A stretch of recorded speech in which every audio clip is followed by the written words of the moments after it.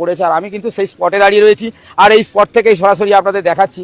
কারণ এই এত বড় একটা ট্রাক এই যে হঠাৎ করে পড়ে গেলে আপনারাও কিন্তু দুশ্চিন্তায় পড়ে যেতেন। যাই হোক না কেন, এই ট্রাকটা একটু ঘুরিয়ে ঘুরিয়ে দেখাই আপনাদেরকে।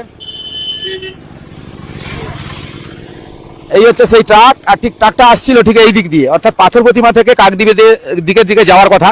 তো ওই দিকে যেতে যেতে হঠাৎ করে এখানেই চাকা বাস্ট হয়ে যায়, নিয়ন্ত্রণ হারিয়ে এইভাবেই কিন্তু নয়নজলিতে পড়ে যায়। অর্থাৎ বুঝতেই পারছেন এইভাবে নয়নজলিতে পড়েছে। এই যে দেখতে পাচ্ছেন ছবিটা, দেখে বুঝতে পারছেন, আমি ছবিটা দেখাচ্ছি আপনাদেরকে, এইভাবে নয়নজলিতে পড়েছে।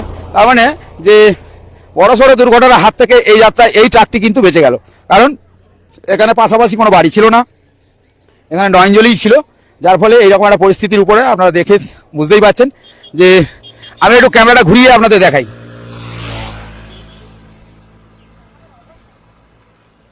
এই হচ্ছে ওই ট্রাক, বুঝতেই পারছেন, এই হচ্ছে ট্রাক। যদিও খালি ট্রাক ছিল,